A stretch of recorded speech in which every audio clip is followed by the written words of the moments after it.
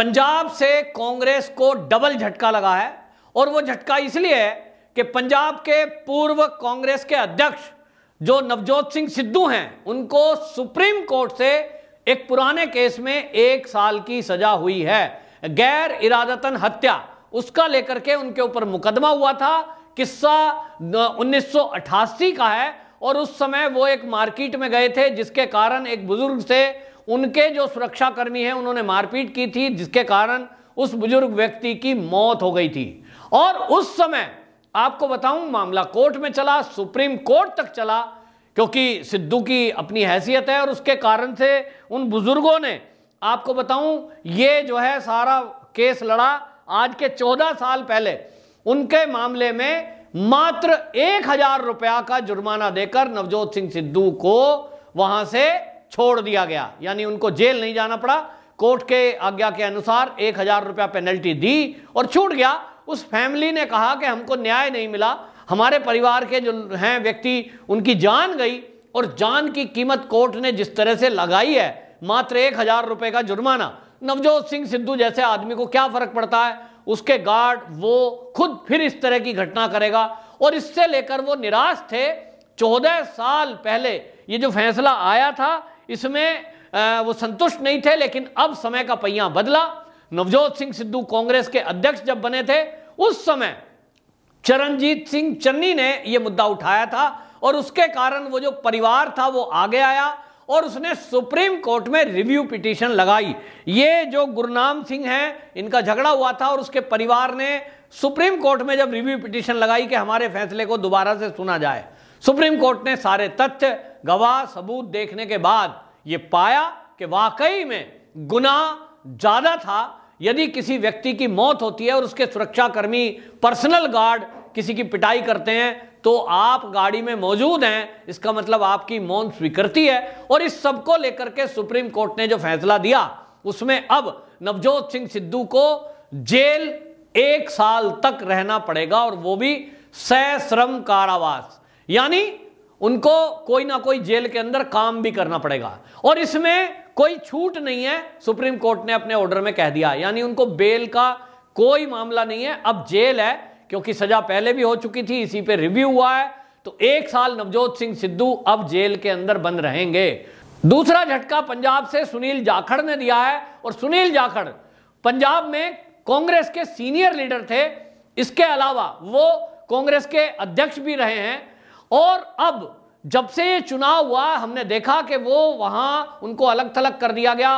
हिंदुओं का बड़ा चेहरा ये कांग्रेस का माना जाता था और सुनील जाखड़ ने अब ये जब इस्तीफा देकर भारतीय जनता पार्टी ज्वाइन की तो भाजपा के मुख्यालय जो कि दिल्ली में स्थित है वहां उन्होंने बाकायदा मीडिया को संबोधित करते हुए कहा कि मैं वो व्यक्ति हूं जिसका 50 साल से कांग्रेस से नाता है, लेकिन मैंने जितना कांग्रेस के लिए काम किया, पंजाब में संगठन को खड़ा किया, मुझे दरकिनार कर दिया गया, जबकि मुख्यमंत्री का फेस वो होने चाहिए थे। और इसके कारण से पंजाब के अंदर चुनाव के पहले ये चर्चा आई, जिस तरह से उन्होंने चरणजीत सिंह चन्नी को मुख्यमंत्री बना दिया, उसके बाद चुनाव के में भी उन्हीं के फेस पे लड़ा गया। हिंदू वोट जितना भी थी ये सब नाराज हुई और उसके कारण से खामियाजा कांग्रेस को वहां भुगतना पड़ा। आज के समय में कांग्रेस के लिए ये पूरा आप आसपास देखेंगे तो अब विरोधी माहौल बना हुआ है।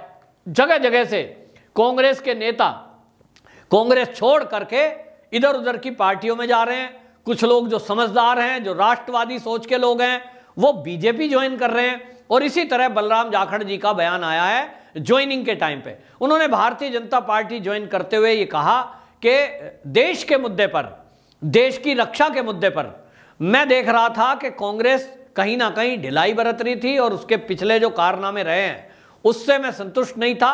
और देश के मुद्दे पर, पंजाब के मुद्दे पर मैंने देखा कि बीजेपी जो काम कर रही है उसके लिए मुझे लगा कि सबसे अच्छा राजनीति का प्लेटफॉर्म यदि किसी पार्टी पे है तो वह है भाजपा, और भाजपा के साथ मिलकर के मैं अब काम करूंगा। 50 साल मैंने कांग्रेस को दिए, अब पंजाब के अंदर नए सिरे से एक संगठन खड़ा किया जाएगा भाजपा के लिए। जो विधानसभा के पंजाब के चुनाव हुए उसमें हमने देखा कि किस तरह से बीजेपी के विरुद्ध एक षड्यंत्र किया गया, किसान आंदोलन खड़ा किया गया और फर्जी किसान आंदोलन के सहारे कांग्रेस वालों ने बाकायदा कांग्रेस ने प्लानिंग करके बीजेपी के विरुद्ध लोगों के अंदर नफरत भरी। हालांकि बीजेपी का संगठन मजबूत हुआ, लेकिन बीजेपी के पास चुनाव के पहले मात्र 1 से 1.5 महीना उनको तैयारी का मिला, जो नाकाफी था। हालांकि बीजेपी वालों को भरोसा है कि अगला जब चुनाव आएगा, और अगला ही क्यों, अगला विधानसभा से पहले लोकसभा के चुनाव 2024 में हैं। ये बड़ा महत्वपूर्ण चुनाव होगा क्योंकि ये देश की दिशा और दशा तय करेगा। और इसलिए भारतीय जनता पार्टी की पूरी कोशिश है कि जो भी राष्ट्रवादी सोच के व्यक्ति हैं राजनीति में, उनको आगे लाया जाए। जो भी राष्ट्रवादी सोच के व्यक्ति हैं, चाहे वो गैर राजनीतिक हैं, उनको भी भाजपा के साथ जोड़ा जाए, क्योंकि 2024 का लोकसभा का चुनाव देश की केंद्र की सरकार को तय करेगा। और अगर वो पूर्ण बहुमत के अलावा भारी बहुमत लेकर के आएगी, विपक्ष जितना कमजोर होगा उतना पक्ष मजबूत होगा और देश हित में वो फैसले ले पाएगा। और इसलिए 24 के बाद ये माना जा रहा है कि देश हित में बड़े बड़े फैसले अभी करना बाकी है और उसके लिए राष्ट्रवादी सरकार का बनना जरूरी है। तो बीजेपी की तैयारी शुरू हो गई है और इस तैयारी में आपने देखा कि अभी आम आदमी पार्टी को जिनने छोड़ा है, कोठियाल जी, वो उत्तराखंड में सीएम फेज थे आम आदमी पार्टी के। जो मेरे मित्र हैं वहां के पत्रकार, वो बता रहे हैं कि ये भी भाजपा के टच में हैं। और कोठियाल जी भी जो आम आदमी पार्टी के सीएम फेज थे, आर्मी से रिटायर भी हैं, वो भी अब बीजेपी ज्वाइन करेंगे। और पंजाब में अभी और कई बड़े चेहरे वो बीजेपी में आने वाले हैं। 2024 के चुनाव के पहले हम देखेंगे कि वहां बड़ी संख्या में कांग्रेस को छोड़ छोड़कर भारतीय जनता पार्टी में लोग आएंगे।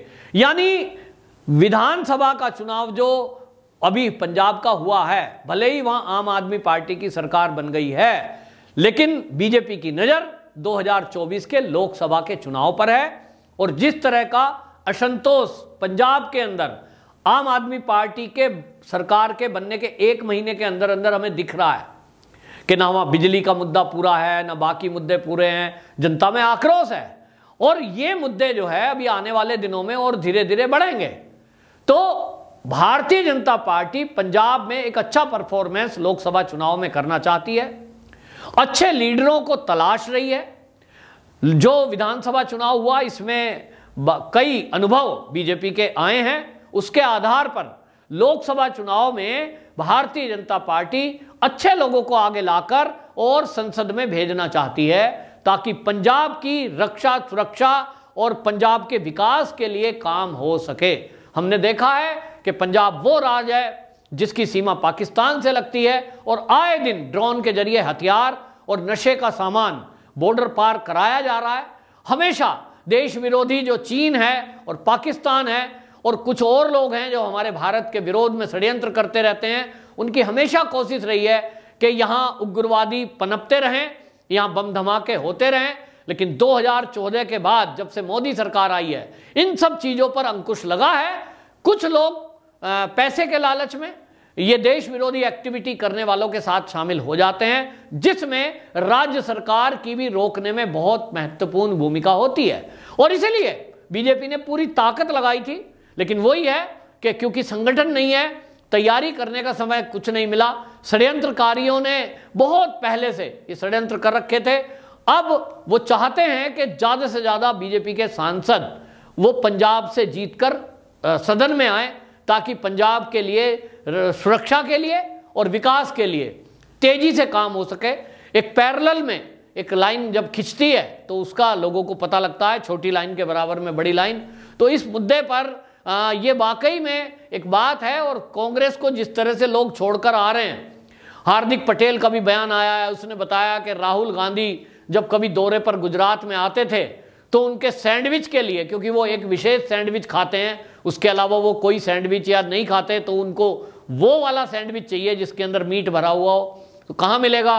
तो 150 किलोमीटर दूर मिलेगा, क्योंकि गुजरात में नॉनवेज है वो आम अवेलेबल नहीं होता, और इसलिए 150-100 किलोमीटर से उनके लिए सैंडविच मंगाया जाता था। ये जो कल्चर है कांग्रेस का, VIP culture, VVIP culture, Gandhi खानदान का कल्चर, ये जो है ये कांग्रेस को डुबा रहा है। और कांग्रेस में कोई समझने को तैयार नहीं है जो चाटुकार और चापलूस हैं वो जरूर वहां लगे रहेंगे, लेकिन जो बाकी लोग हैं, G23 में आपने देखा 23 नेता पहले ही सीनियर लोग अलग हो चुके हैं, और अब जैसे जैसे चुनाव आप पास देखेंगे, ये जो सीनियर मोस्ट लीडर हैं ये सभी भारतीय जनता पार्टी की तरफ आकर्षित हो रहे हैं, क्योंकि इनको लग रहा है कि भारतीय जनता पार्टी एक संवैधानिक पार्टी है, जहां एक संविधान है, जहां एक आम आदमी, चाय बेचने वाला भी प्रधानमंत्री बन सकता है, झुग्गी झोंपड़ी में पैदा हुआ वाला वो मंत्री बन सकता है, और कोई एक संत अगर है तो वो साधु है लेकिन वो सीएम बन सकता है।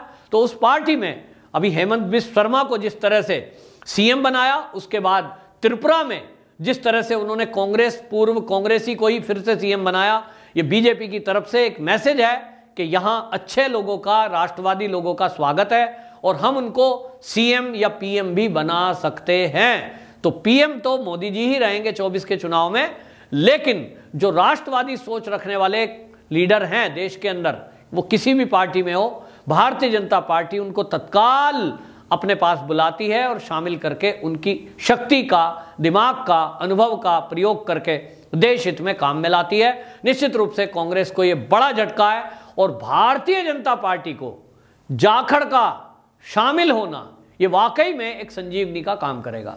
वंदे मातरम।